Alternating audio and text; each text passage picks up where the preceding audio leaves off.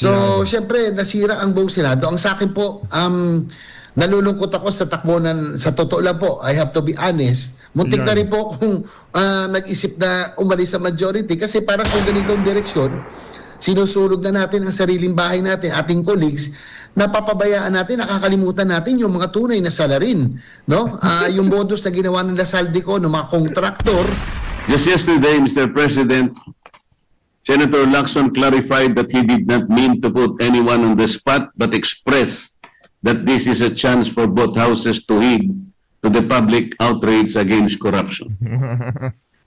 Yet the fact remains, his prior statements have already cast doubts and shadows not just to the individuals he alluded to but also to the integrity of this institution.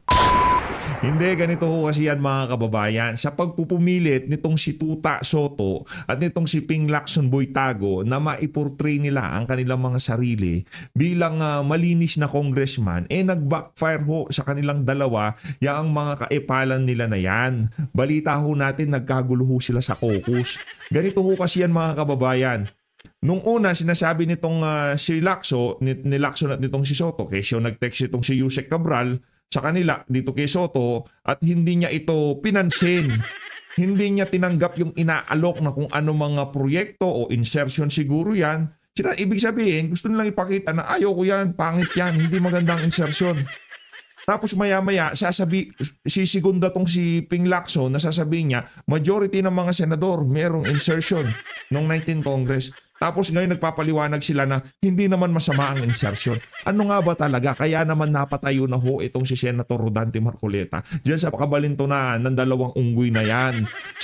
Kaya pala, anak ng toka, napansin niyo ho ba ang pagmumukha nitong si Soto? Napansin niyo ho ba mga kababayan? Parang wala ho siya sa mood. Yung pagmumukha niya, yung tibok kabado siya, yung anumang oras pwede ho siyang palitan. Kinakabahan ho siya eh. Kitang-kita nyo ho doon sa huling video natin. Napanood nyo ho yung video natin. Kitang-kita sa pagmumukha nitong si Tuta Soto. Nakabadong-kabado siya. Ang dating parang anumang oras pwede ho siyang palitan. At dito rin ho sa video na to, meron nung siniwalat itong si Senator JB The Good One. Yan, kung ano yung mga nangyayari dyan sa loob ng Senado. Maging siya muntik na daw siyang magbitiw dyan sa majority block sa Senado dahil sa pinaggagawa nitong si Soto at Lacson. Masyado ko kasing pabida, masyadong paepal. Kaya yan, mismong mga kasama nila nabubuisit na sa kaepalan at kayabangan nitong dalawang senador na to. Pero bago ho yan mga kababayan, isang like at isang subscribe. Masaya na ho tayo dyan sa mga gusto sumali sa ating community. Yung join button, nandyan lang ho sa baba. 994,000 subscriber na ho tayo. Konting push na lang at magwa 1 million subscriber na ho tayo. Sana sa pagkalipas ng mga ilang araw 1 million subscriber na ho tayo. Hayun na nga mga kababayan, rekta na ho muna tayo dito kay Boying Remulla. Shoutout dito kay Tita Itz ha. Tita Itz, mega love shoutout. Yan. Yan si Tita Itz, ano ko yan eh. Higa nga, idol ko yan si Tita Itz. Ito ho siya oh. Ayan si Tita Itz oh. Yan. Eat Abroad, ayan oh. Ayan oh si Tita Itz. I-follow nyo ho ang kanyang FB page ha. I-follow nyo ho yan si Tita H. Ayun na nga mga kababayan, isinend ho sa akin ni Tita H to. Kesyo medyo na high blood daw ho siya sa sinasabi nitong si Boying Remulla dito. Eto, pakinggan ho natin. Ano ba sinasabi ni Boying dito, Tita H? Ako kasi hindi ko na pinagpapapansin to. Special DOJ Secretary yan eh. Kung merong special child, yan, Special DOJ Secretary. Pakinggan nyo ho mga kababayan. Okay? Right to travel. Yan. That's personal property already of the person, yan. But it's issued by the government. The cancellation is subject to judicial proceedings. Siguro ang konteksto siguro dito, kaugnay ito kay Elizalde ko kasi ngayong mga panahon na to, nasa labas siya ng bansa, di ba? Siguro ang tanong sa kanya, anong gagawin para mapauwi itong si Elizalde ko o para mapigilan na yung paggala niya sa iba't ibang bahagi ng mundo ngayong mga panahon na to. Ito ang sagot nitong si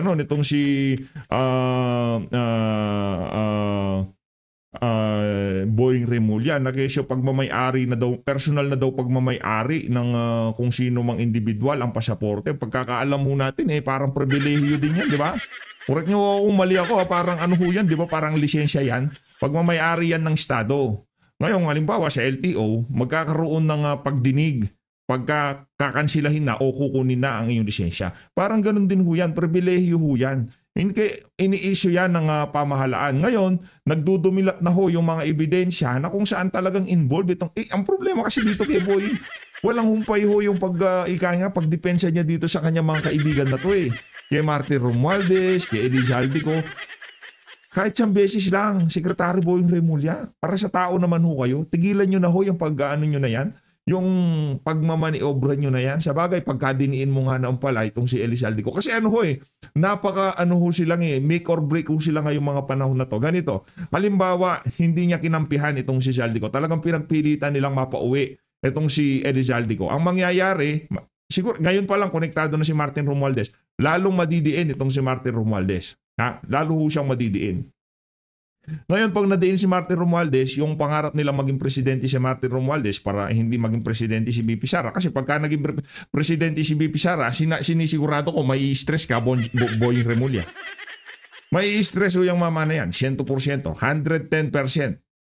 At matagal na yung tatlong oras na tulog pagkagabi nitong sa mama na to pagka naging presidente si BP Sara. Yun ang sinisigurado ko sa inyo mga kababayan. At inaabangan ko yung mga panahon na yun. At kung sakaling makulong itong mama na to, dahil sa mga kabalbalang pinagagawa niya ngayong mga panahon na to, hindi ho natin nanaisin kung sakaling magkasakit siya at hindi siya hayaang palayain o mag-hospital arrest ka nga. Di ho natin gagawin yung ginagawa ng administrasyon na to kay dating Pangulong Rodrigo Duterte ngayong mga panahon na to. Huwag kang mag-alala, Boying, ha? Konting panahon na lang at magiging presidente na si BP Sara. Alam naman namin ang takot nyo na ayaw nyong pauwiin si Eddie Zaldico dahil puputok lahat ng kabalbalan na to at sigurado maikukonekta sa mga Remulla ay sa mga Romualdez at mga Marcos. Pag nagkataon kung sino man ang kanilang kandidato sa 2028, yari kayong lahat dyan, di ba? O yan lang ho talaga. Huwag umuwi si Zaldico. Yun lang ho ang kanilang plano ngayong mga panahon na to. Hindi pwedeng pauwiin itong si Eddie Zaldico. Mantagan nyo, napakabilis lang naman. Cancelan nyo ng passport. Di na makakalis siya kung nasaan man siya. Makipag-ugnayan sa Interpol para kalad ka rin siya kagaya nung ginawa dito kay Arnie Tevez. Di ba? Doon kayo magaling. Doon kayo expert, di ba? Yung red notice, blue notice. Diyan kayo magaling. Bakit hindi nyo paganahin ngayon? O Tita H, may kalab shoutout. Maraming salamat sa isinan mo na yan. Ayun, dito na ho tayo kay Senator JB, the good one. The good one. Po ba na nagkaroon ng caucus kahapon at nagkalabas na samaan ng loob kay Senator Ping, yung the manner how he mentioned about these insertions, yung 100 billion insertions? Well, siyempre, kailangan natural kasi parang ang lumabas talaga. Kung babasahin yung headlines, parang siyempre hindi naman naintindihan ng lahat ng tao yung budget process. Pag sinabi mo kasi insertions ngayon, ang akala ng tao parang binulsa mo na sa iyo yun, hindi po, no? Sinabi kumbaga natatak sa utak ng ating mga kababayan na pagka-insertion napakapangit na dahil dun sa mga pinagagawa ni Martin Romualdez at nitong si Zaldico. Ngayon, siguro balak din lang mag-insert dito sa 20th Congress kaya kailangan, 'di ba? Hindi dapat masama yung insertion. Yung insertion amendment lang 'yan. Dahil sigurado dito sa 2026 budget, mark my word, marami pa rin ng insertion. Hindi niyo pa ba nakikita yung naratibo nila? Hindi niyo pa ba nababasa yung kanilang lalaro dito sa issue na to? From hindi ko tinanggap yung offer nitong si Cathy Cabral, tapos sabay lahat naman ng mga senador merong insertion, sabay bawi itong si Soto na ang yung salitang kasing kahulugan nitong insertion amendment. Ganyan ho sila mga kababayan. Siyempre, ano ho ba tayo ngayon? Budget season. Ano bang mangyayari pagka budget season? Siyempre, singitan yan.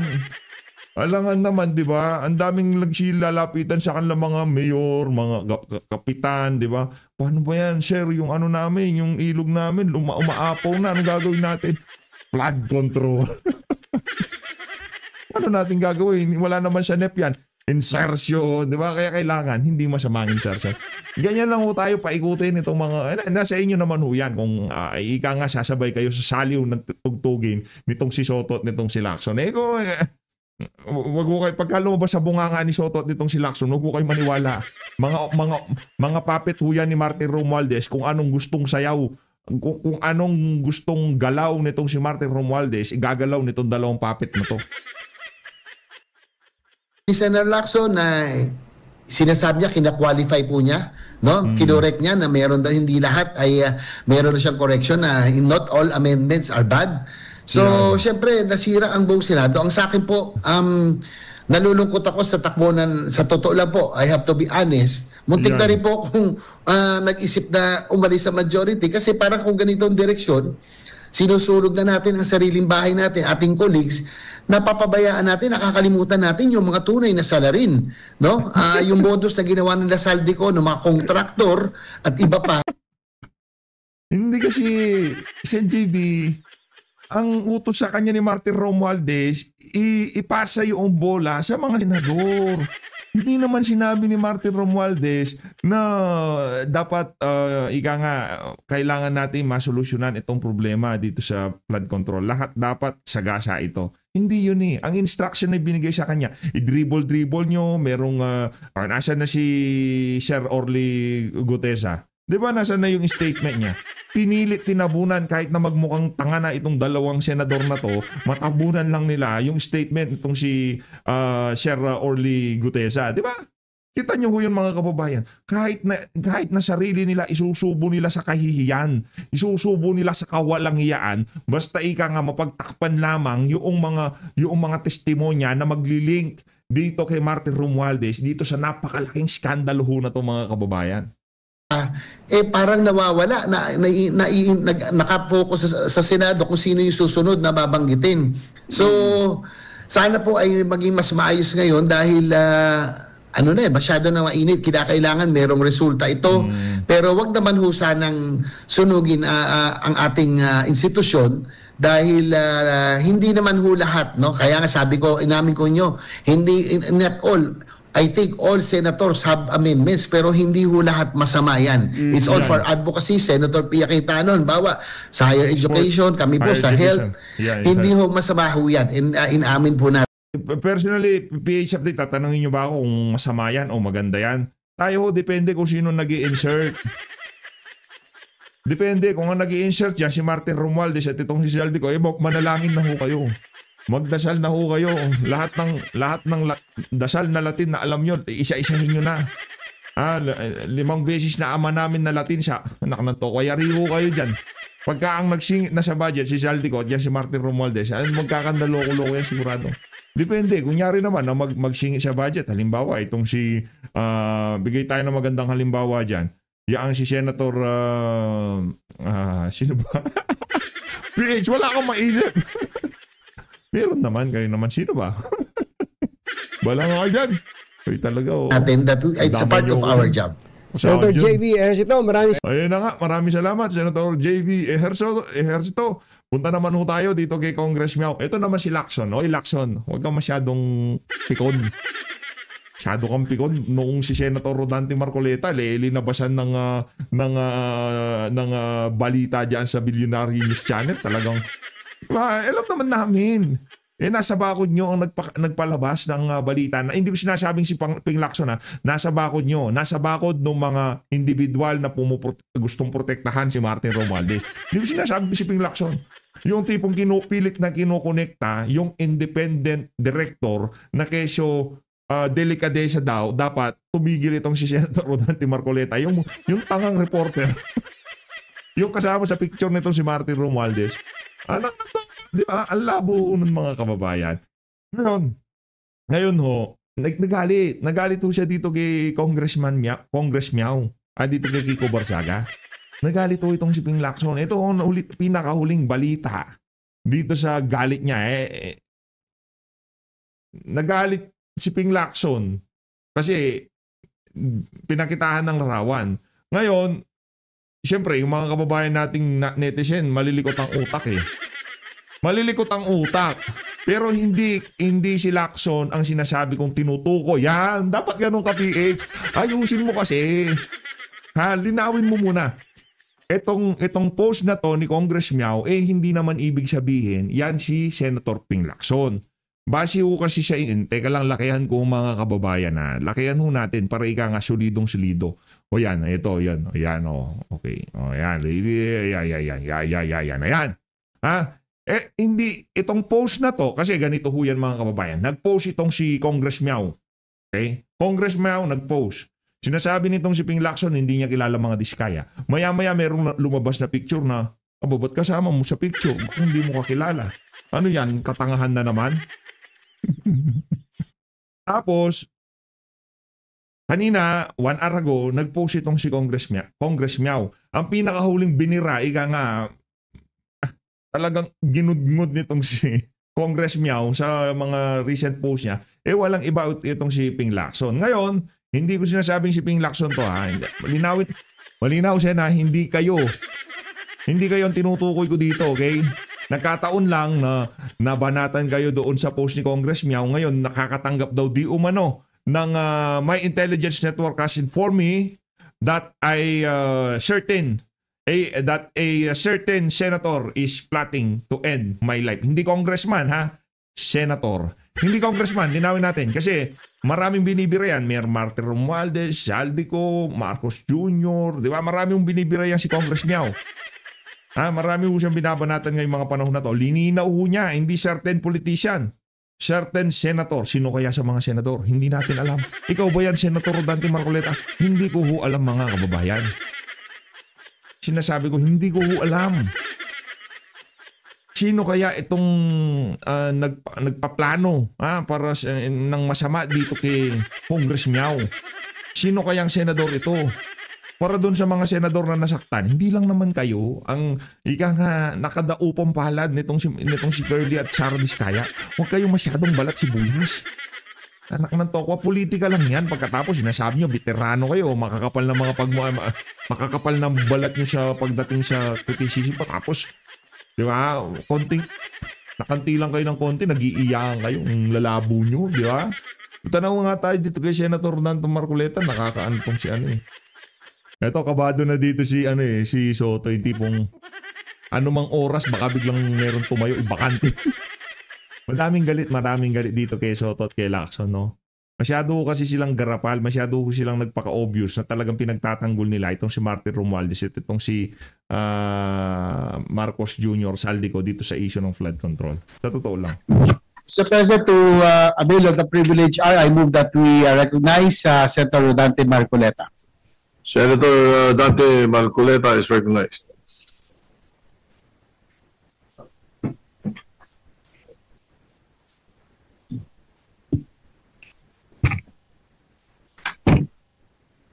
Mr. President, distinguished colleagues, I rise today on a matter of personal and collective privilege.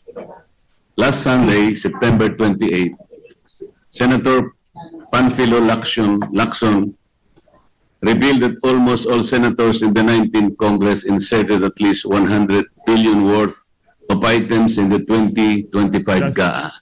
Siyadong bida-bida si Lacson hindi pong, kunin nyo yung GAA, kunin nyo yung kalkalin natin, tignan natin yung mga insertion.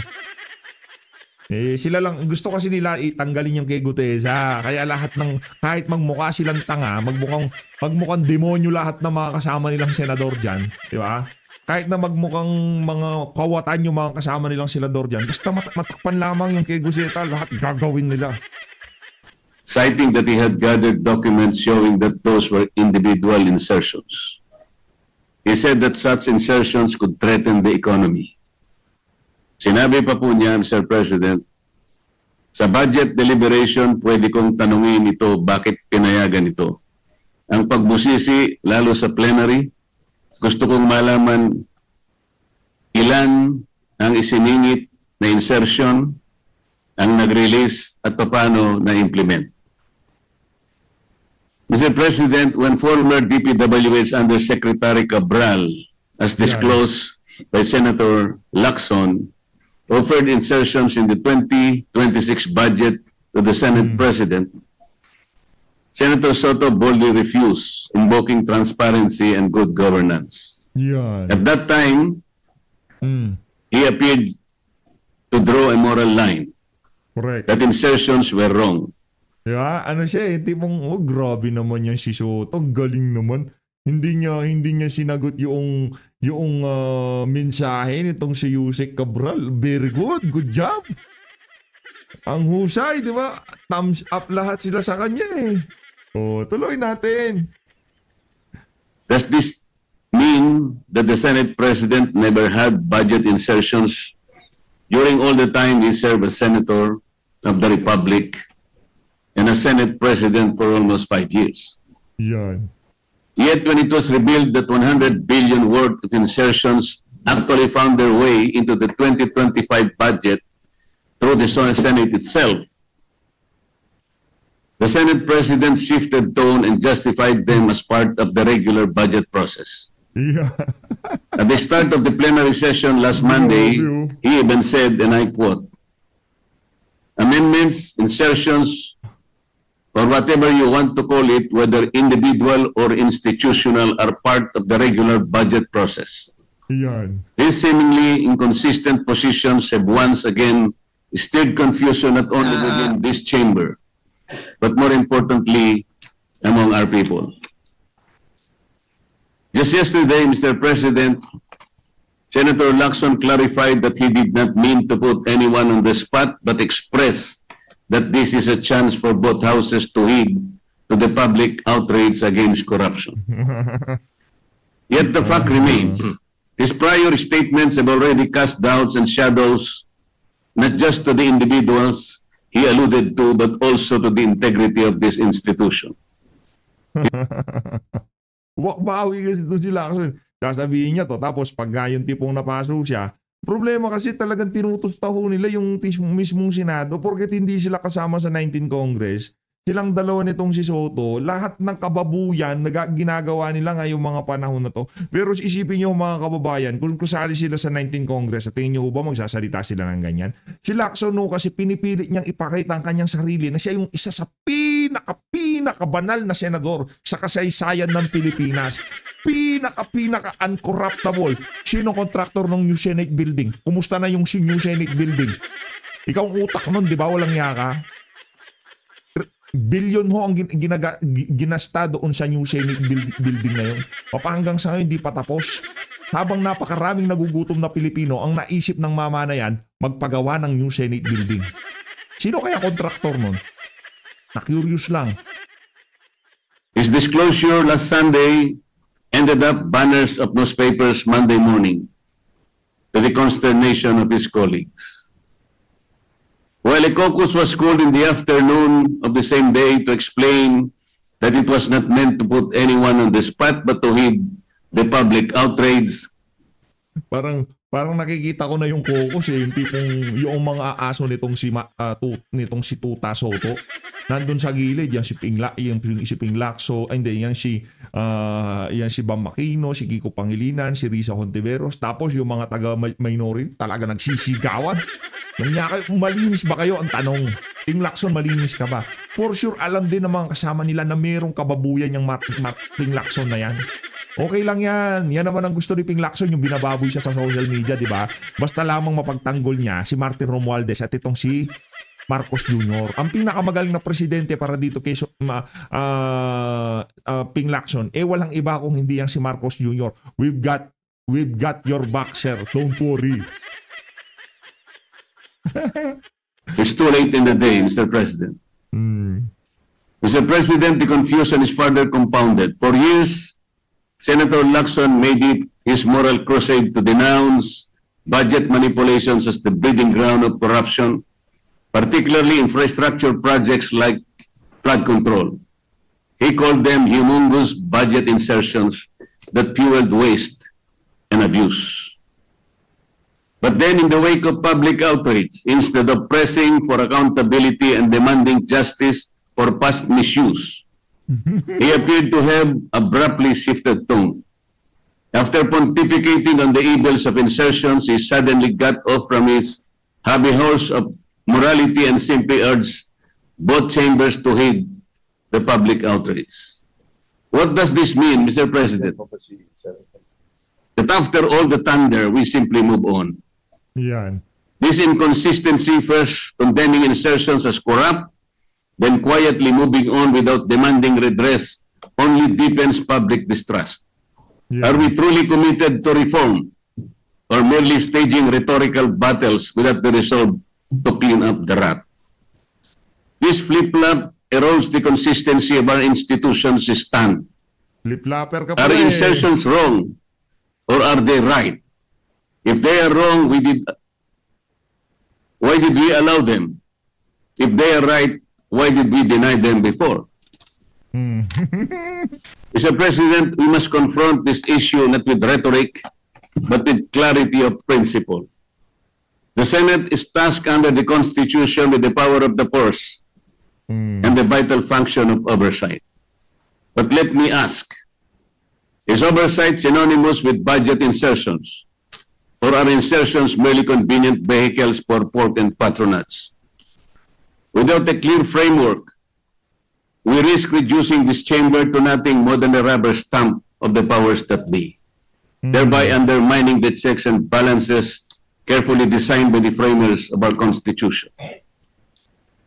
The so-called flood control scandal illustrates the urgency of this clarification, Mr. President. For years, billions of pesos were poured into flood control projects. Yet today, every typhoon, every monsoon rain still brings massive flooding to our communities. Where did the money go? Were the projects properly planned and implemented, or were they merely vehicles for lump sum appropriations and political accommodations? If Senate oversight means anything, it must mean exposing these abuses. But if oversight is confused with insertions, then the Senate itself becomes complicit. Instead of protecting the people from waste and corruption, we risk becoming enablers of it. This is why the rules must be clarified so that oversight is exercised as a constitutional duty, not as a bargaining chip for the insertions hidden in the budget. Galing ho yan. Magaling yung si Senator Rodante Marcoleta. Pero ano ho ngayong mga panahon na to talagang Sen, nasa likod yung hosambay ng Pilipino. Yung kasi yung ano na yun yung reporter na yun. Pero kung kaharap lang natin yung dalawa, Sen, tapos akong kasama mo, naknanto ko makikipagbalagbagan ako sa'yo, Sen, sabihin ko sa'yo. Gusto niya ang dati kasi parang gusto niya makipag-away. Diba? Yung tipong, diba, tapang-tapang ng dating ng reporter eh. Yung tipong didibatihin mo. Sino pa kaya magpapa-interview doon sa tanga na yun, diba? Wala na hong politikong nasa matinong kaisipan na magpapa-interview doon. Paano ka magpapa-interview? Ang alam ko, hindi mo yung tipong, yun ang pananaw mo, hindi mo pwedeng ipakain doon sa interview mo. Maliho yun mga kababayan. Kailanman hindi naging tama yun. Let's agree to disagree. Diba? Anong tokwa? Ganun lang naman ho yun mga kababayan. Ano magagawa mo? Yan ang pananaw mo sa buhay. Ako, abogado ako. Abogado ka ba? Ang pagkakaalam ko, yung description ng independent director nga ba? Kung ano may independent na yun, wala siyang interest sa kumpanya. Wala siyang alam sa day-to-day operation yan. Wala lahat, as in wala. O anong trabaho niya? In-explain ni Senator Rodante Marcoleta. Ngayon, yung sinasabi mo, hindi delikadesa, bakit naging reporter ka kung aso ka pala ni Martin Romuald ay nitong si Boying Remulla, di ba? Ganun lang naman yung mga kababayan. Kung delikadesa, huwag mong i-interviewin yung mga individual na kalaban ng mga kasama mo sa picture. Ganun lang naman yun. Ang dami kong nagalit doon sa reporter na yun. Sa social media, ang daming naghahanap sa kanya. Pakita sa akin. Ako makikipag-debate sa'yo. Mayroon ganun eh. Akong interview mo, tayong dalawang magdebate eh. Pagdebatihin natin yung mga kamaw natin. Di ba? Ganun. Meron akong lumasan ganun eh. Maraming galit doon sa reporter. Kaya, Dante, huwag kang masyadong ma-stress. Ika nga wala naman naniniwala doon sa unggoy na yun. Kailanman ano lang ulit po. Nang kwenta yun. Mr. President, our people demand clarity. They demand consistency. Most of all, they demand accountability. The budget is not the private purse of politicians. It is the lifeblood of the nation. The flood control scandal is proof that unless we strengthen our oversight function, billions will continue to be wasted, and the Filipino people will continue to miserably suffer. I therefore urge this chamber to undertake a comprehensive review of our rules and practices on budget amendments and insertions, Yan. to draw the line between legitimate oversight and illegitimate manipulation, and to reclaim the public trust in our stewardship of their hard-earned taxes. Let us not be remembered as the Senate that equivocated on principle. Let us be remembered as the Senate that stood firm for transparency, for integrity, and for the Constitution. Thank you, Mr. President. Palakpakan natin ang ating napakahusay na Vice President. Sa 2028 pa yun. Kayo naman, oo. Kayo ho ba mga kababayan, papipiliin ko ho kayo. Ito multiple choice lang naman to. Hindi. Ilagay nyo na. Kung sakaling tatakbo ito si VP Sara, given na yung presidente si VP Sara eh. Sure win na si VP Sara eh. At kung sino man makatandem niya, sure win na rin ho yan mga kababayan. Kung tatanungin ko ho kayo, ito tatlo lang yung bibigay ko sa inyong choices. Tatlo lang, pwedeng 4 siguro. Hindi, tatlohin na lang natin. Senator Rodante Marcoleta, Vice President sa 2028. Senator Christopher Bongo, Vice President sa 2028. Para malakas ang datingan talaga. Senator Robin Padilla, Vice President 2028. Ito, choices lang naman. Alam ko, yung iba dyan, ayaw nyo sa mga ano na to. Yung iba yan, nakasimangot na nakaganyan. Ba't kasama yan? Ba't gano'n yan? Kaya nga, choices, multiple choice. Anak lang to ka. Kung ayaw nyo pumili, pwede na kayo umalis. Wala namang problema. Tapos na naman video natin. Hindi, joke lang kayo naman. Palakpakan natin yung mga kababayan natin na hanggang ngayong oras na to. Nandito pa rin sila sa ating sa bahagi ng video natin na to. Sino na ba? Senator Rodante Marcoleta, Senator Christopher Bongo, Senator Bato de la Rosa, Senator Robin Padilla, Senator Alan Peter Cayetano. O yan, 5 na ho pagpipilian. 5 na ho yan mga kababayan. Pero sa susunod na video natin, uulitin ho natin itong ating ikangas pa-survey na to. Maagang pa-survey ito, ikanga eh. Kung sino makakatandem nitong si VP Sara sa 2028 kasi malapit na ho yan. Gusto na ho natin maramdaman kung anong pulso ng ating mga kababayan. Senator Rodante Marcoleta, Senator Alan Peter Cayetano, Senator Bato de la Rosa, Senator Robin Padilla, o itong si Sen Christopher Sen Go. Pili lang ho kayo sa ano na to, sa 5 na to. Ito lang ang pagpipilian natin na magiging katandem nitong si VP Sara. Wala, siyempre hindi kasama si Marcos Jr. yan. Sintu-sintu yun eh. Diba? Hindi naman wala. Puro kabangagan lang alam nun eh. Diba? Baka naisipan niya magbabayis kaya ako. Hindi mo siya pwede doon. Okay? As always, maraming salamat to. Para dito kay Senator GB. Senator GB, wag ko kayong magbitiw dyan sa majority. Okay? Baka mabuwang yung mga kasama nyo dyan. Mabawasan kayo. Siyempre, understood na yun. Pagka umalis kayo sa majority, galit kayo sa mga patakaran doon. Pagka galit kayo, sigurado, kabado 20 na yung mga yan. Diyan lang ho kayo. Wala namang problema. Kaya yan si Soto yung ano eh. Ang nangyayari ho kasi dito, hindi na ho, pati yung mga kasama. Kasi, okay lang eh. Pagka yung narrative sa publiko, pagka nawiwin nila yung narrative, okay lang kahit magalit sa kanilang kasama nila. Basta pinagtatanggol sila ng ating mga kababayan. Pero nakikita ho kasi nung mga kababayan natin, yung mga sinasabi nitong mga personalidad na to, talagang obvious na pinagtatakpan nila yung mga connection papunta dito kay Martin Romualdez, kay Zaldico, sa mga personalidad na nagsasalita dyan sa Blue Ribbon Committee. Sa susunod na video na ho natin pasadahan yung iba pa na yan. Maraming salamat ho mga kababayan. Mag-ingat po kayo lahat. Konti na lang, 984,198 na ho tayo. 84 subscriber. Mahalin na natin ng Pilipinas. Senator Dante, palapuan natin.